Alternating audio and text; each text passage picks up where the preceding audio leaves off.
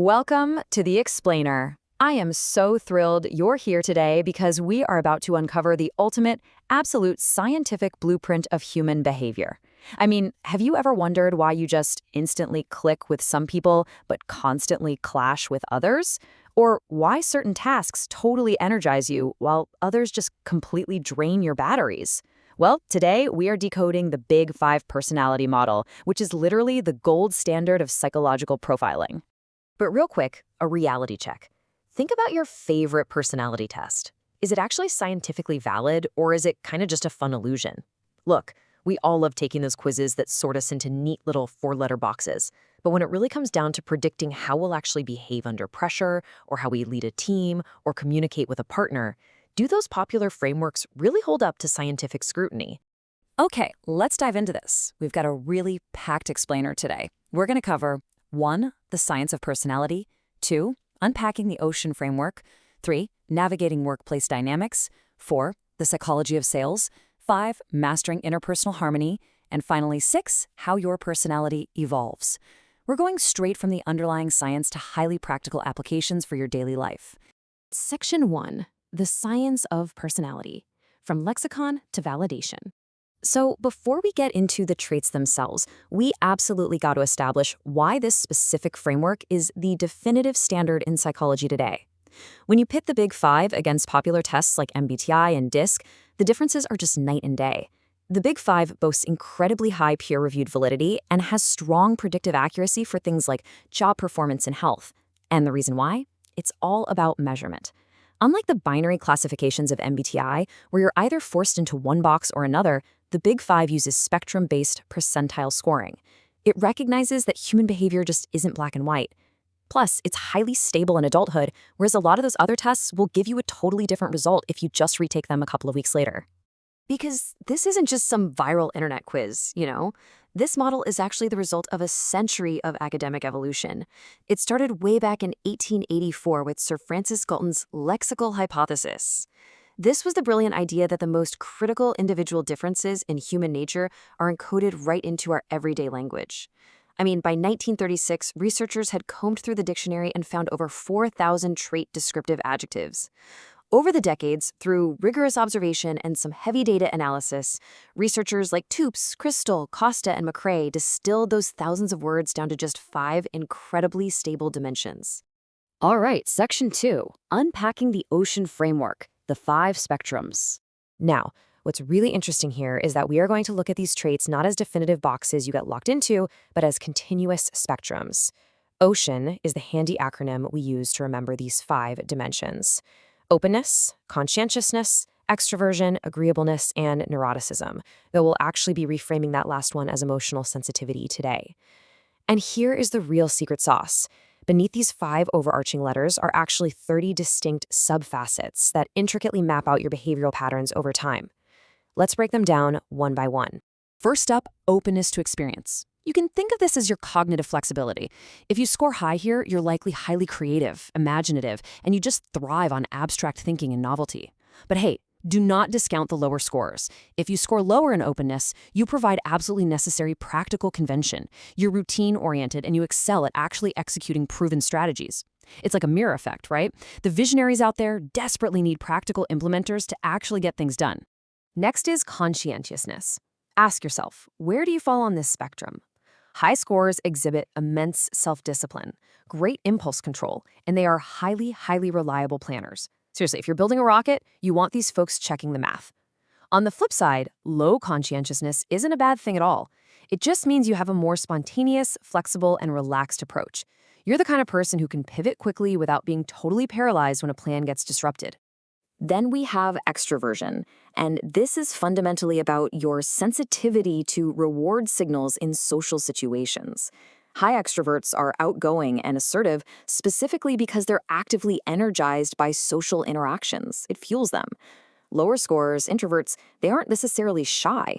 Rather, they're reflective and reserved. They excel in quiet environments where they can process things deeply, but they really need that quiet time to recharge their batteries after a big social event.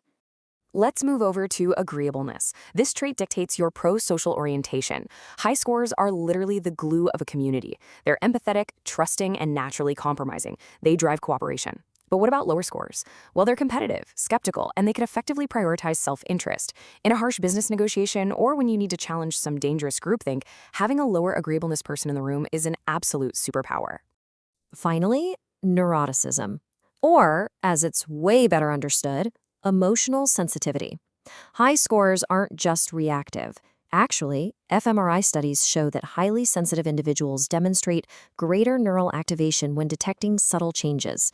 They are doing deep cognitive processing and vigilant risk detection. They catch the errors that everyone else misses. Lower scores, meanwhile, are your rocks. They're calm, stable, and incredibly resilient in a crisis. Section 3. Navigating workplace dynamics, performance, and leadership. So, the crucial point here is that these blueprints don't just explain who we are at home, they directly dictate how we perform, how we collaborate, and how we lead in our careers. Across basically all occupations, conscientiousness is the single most reliable predictor of job performance. Period. Meanwhile, openness heavily correlates with intelligence and strategic adaptation. Extraversion predicts success in public-facing and sales roles. Agreeableness drives workplace trust, and, as we just saw, emotional sensitivity deeply impacts risk detection. Every single trait brings a quantifiable business value. If you're a manager, this is your strategic playbook. You optimize a team by leveraging both your high and low scorers. You put high openness folks on those bold, exploratory initiatives, but you give your low openness staff the consistent, structured processes that they crave. Want to build a high-performing team? Pair highly vigilant, emotionally sensitive members with calm, low-sensitivity colleagues. One spots the hidden risks, while the other keeps execution perfectly steady during the storm. It's a perfect balancing act. Section 4. The Psychology of Sales, Psychographic Adaptations. We are seeing a massive shift right now in consumer behavior and sales strategies, and it's heavily driven by psychographic profiling. Today, AI-powered assessments can literally analyze a prospect's linguistic choices and generate a Big Five profile in under a minute. No way, right? And once you know your buyer's traits, you absolutely must tailor your pitch. If your buyer is high openness, you pitch bold, cutting-edge features.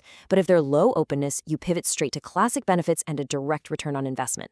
Selling to a highly conscientious buyer, you better bring a highly structured agenda and a detailed roadmap, whereas a low extrovert, they just want detailed documentation and some quiet pauses to think, rather than a high-energy, totally interactive pitch. Adaptability is everything here. Section 5. Mastering Interpersonal Harmony, Couples Communication. From the boardroom to the living room, this is where the Big Five impacts our most personal domain, our domestic satisfaction and romantic relationships.